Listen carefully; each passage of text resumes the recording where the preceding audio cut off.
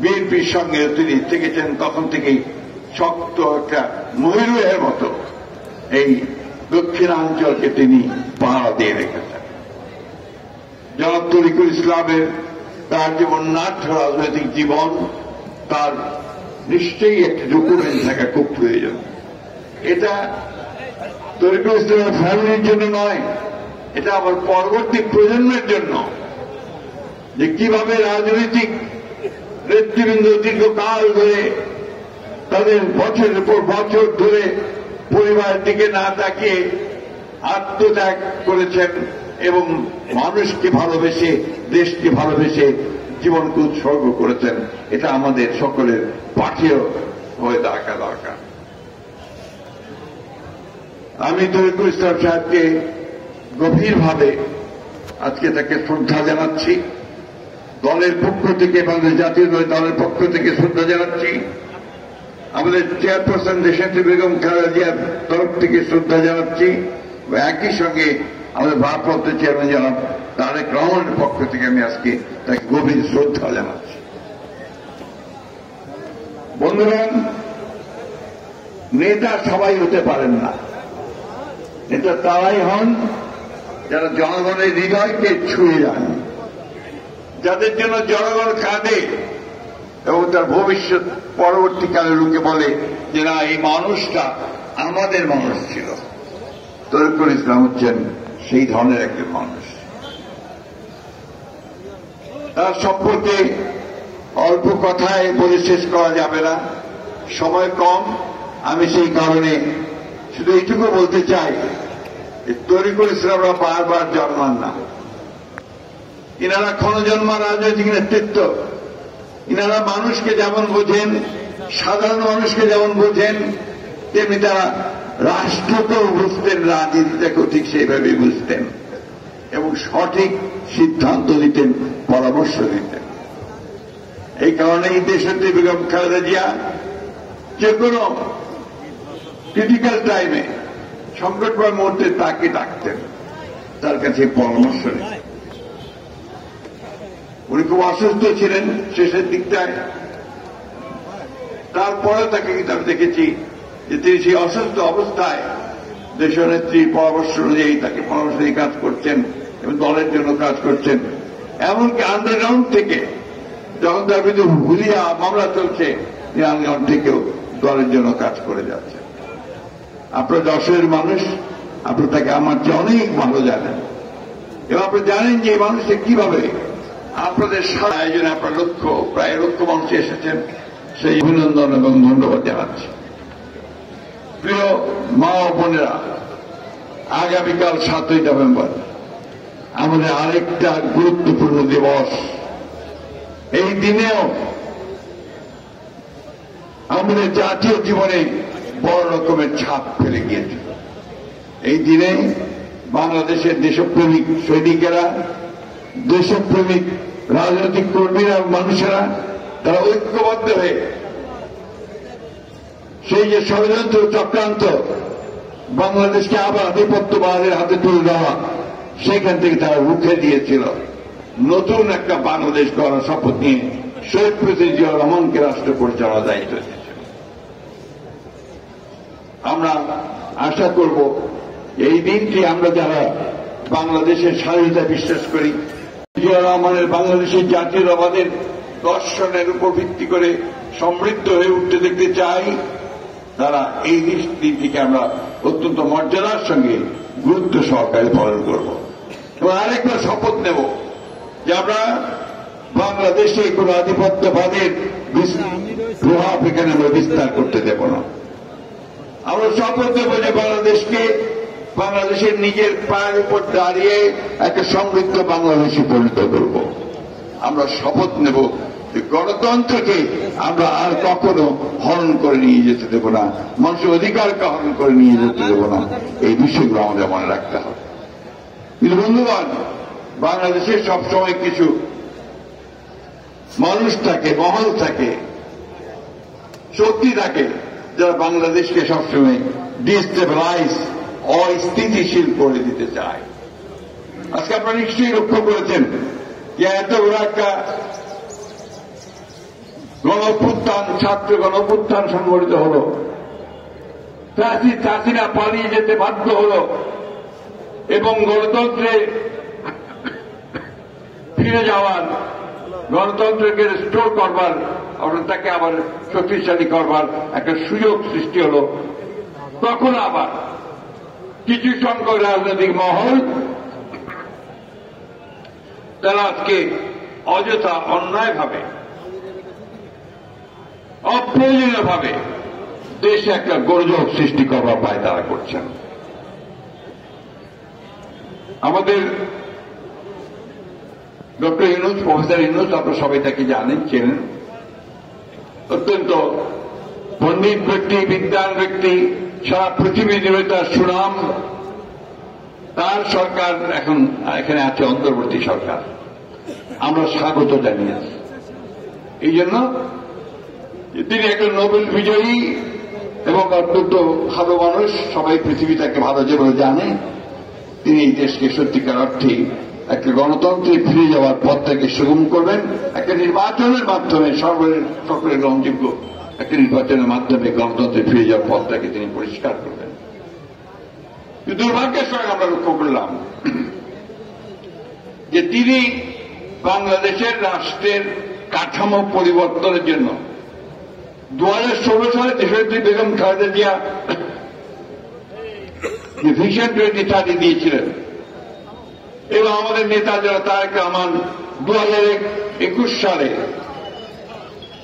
31 দফা যে একটা প্রস্তাব দিয়েছিলেন রাষ্ট্র কাঠামো পরিবর্তনের, রাষ্ট্রকে গণতান্ত্রিকীকরণের, সেই আলোকে তিনি একটা গণতান্ত্রিকীকরণের যে লক্ষ্যে তিনি একটা কমিশন, সংস্কার কমিশন করলেন।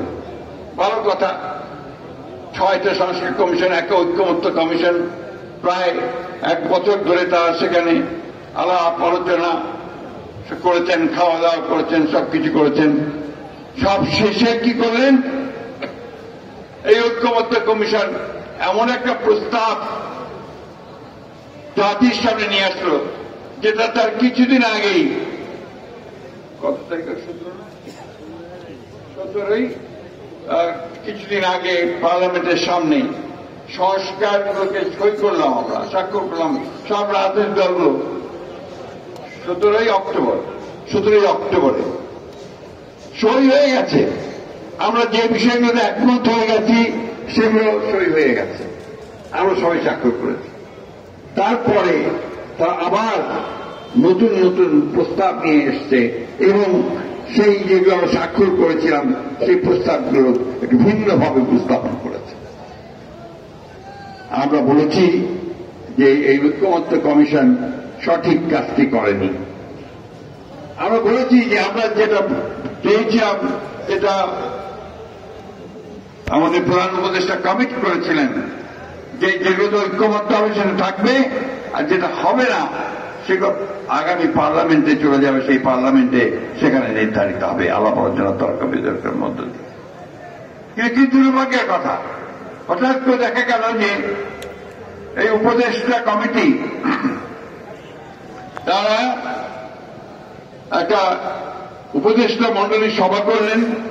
সভা করার পরে যারা আসিফ নজরুল সাহেব জাতিকে জানালেন যে বিষয়গুলো এখনো সমাধান হয়নি সেগুলো সমাধান করার জন্য আমরা রাজনৈতিক দলগুলোকে 7 দিনের সময় দিচ্ছি। রাজনৈতিক দলগুলো হচ্ছে তাদের হাতের খেলনার মতো, এটা ঠিক হয়নি। আপনারা কথা দিয়েছেন, যার জন্য আপনারা প্রায়, আমি যে পত্রিকায় দেখলাম 84 কোটি টাকা না কত টাকা কোটি টাকা খরচ করে আপনারা এই 83 কোটি টাকা খরচ করে পত্রিকায় দেখলাম এই আপনার ঐক্যমত্য কমিশন সব সভাগুলো করেছেন। আমরা তো প্রত্যেকটা সভায় গেছি, প্রত্যেকটা সভায় আমাদের মতামত দিয়েছি। আজকে কেন আবার এই প্রসঙ্গ উঠছে যে রাজনৈতিক দলগুলোকে বসে এই বিষয়ে সিদ্ধান্ত নিতে হবে? তাহলে আপনারা কি করলেন এতদিন ধরে?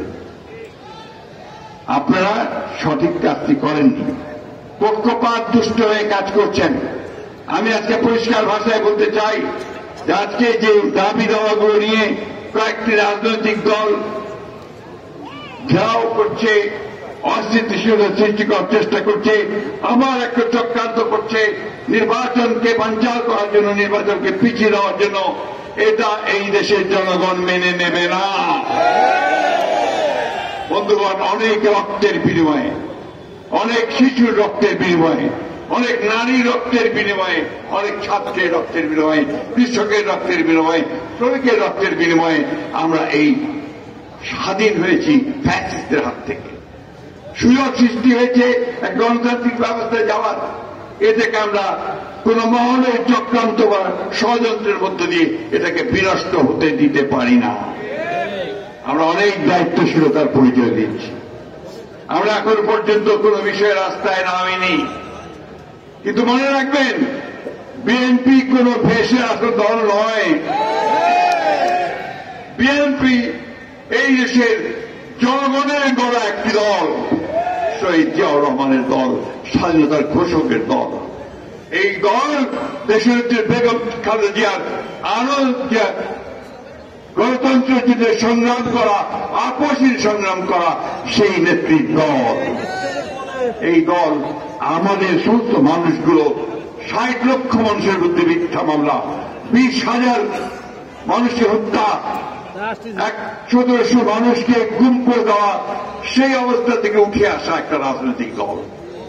সুতরাং আমাদেরকে খাটো করে দেখবেন না বা অবজ্ঞা করে দেখবেন না। আমরা যদি রাস্তায় নামি তাহলে কিন্তু রাজনৈতিক বিষয়গুলো ভিন্নভাবে আসবে। তাই খুব পরিষ্কার করে বলতে চাই যে আপনারা এসব বাদ দিন, যে বিষয়গুলো সমাধান হয়েছে সেই বিষয়গুলোকে পড়ে দিন, যেগুলো হয়নি সেগুলো পার্লামেন্টে আগামী নির্বাচনের মধ্য দিয়ে পার্লামেন্ট গঠিত হচ্ছে, পার্লামেন্টে সিদ্ধান্ত নেওয়া হবে। আর যেগুলো আমরা একমত হয়েছি সেগুলোতে আপনারা ব্যবস্থা গ্রহণ করুন। আমরা খুব পরিষ্কার করে বলতে চাই যে নির্বাচনের দিনই গণভোট হবে, এটা আগে ঘটতে হবে না। আপনারা চান কিনা বলেন? বন্ধুগণ, এই বিষয়টা আমরা একমত। অন্যান্য বিষয়গুলোতে আসেন, যেগুলো বাকি আছে সেগুলো আমরা আগামী পার্লামেন্টে নিয়ে যাব, আর যেগুলো সই হয়ে গেছে, একমত হয়ে গেছি, সেগুলোর উপর ভিত্তি করে আমরা কাজ শুরু করতে পারি। তাই আজকে আমার এই মহান নেতা, তার আত্মার প্রতি শ্রদ্ধা জানিয়ে আমি আবারও বলতে চাই, রাজনৈতিক দলগুলোকে আহ্বান জানাতে চাই, দয়া করে পানি ঘোলা করার চেষ্টা করবেন না। দয়া করে দেশকে অস্থিতিশীলতার দিকে নিয়ে যাবেন না। দয়া করে দেশে মানুষকে অশান্তিতে ফেরার কোনো ব্যবস্থা করবেন না। আমরা বহু সংগ্রাম করেছি, বহু লড়াই করেছি। আপনারা আজকে নতুন করে শুরু করতে যাচ্ছেন আপনাদের রাজনৈতিক ফায়দা হাসিল করবার জন্য, সেটা এই দেশের মানুষ কিন্তু কোনো মতেই মেনে নেবে না। সরকারকে পরিষ্কারভাবে বলতে চাই, আর চাল বাধা না করে অবিলম্বে নির্বাচনের শিডিউল ঘোষণা করার ব্যবস্থা করুন এবং অগ্রগতি যেগুলো সিদ্ধান্ত হয়েছে সেগুলো নিয়ে সামনের দিকে এগিয়ে যান। অন্যথায় আপনারা কিন্তু ব্যর্থ সরকারে পরিণত হবেন এবং এই সব জবাবদিহিটা আপনাদেরকে করতে হবে। বন্ধুগণ, আমরা আজকে অত্যন্ত শোকাহত হয়ে আমরা আবারও আমাদের নেতা জনাব তারেক রহমান, জনাব তরিকুল ইসলাম সাহেবের প্রতি গভীর শ্রদ্ধা জানাচ্ছি, তার আত্মার মাগফিরাত কামনা করছি এবং তার পরিবারের সদস্যদেরকে, যারা সবাই রাজনীতিতে জড়িত এবং দেশের কল্যাণের সঙ্গে জড়িত, তাদেরকে যারা আরো শক্তি, আরো সুস্বাস্থ্য আল্লাহ তাআলা দান করেন, সেই দোয়া আল্লাহ তাআলার কাছে চাইছি। আল্লাহ তাআলা তাকে বেহেশতের সর্বশ্রেষ্ঠ স্থানে জায়গা দিন, আল্লাহ তাআলার কাছে এইটা চাই। সব শেষে আবারও আপনারা যারা এখানে এসছেন, আপনাদের সকলের সুস্বাস্থ্য, দীর্ঘায়ু এবং জীবনের সাফল্য কামনা করে বক্তব্য শেষ করছি। আসসালামু আলাইকুম, খুদা হাফেজ। বাংলাদেশ জিন্দাবাদ, বাংলাদেশ জাতীয়তাবাদী দল জিন্দাবাদ। শহীদ জিয়া অমর হোক, তরিকুল ইসলাম অমর হোক, দেশনেত্রী বেগম খালেদা জিয়া জিন্দাবাদ, তারেক রহমান জিন্দাবাদ।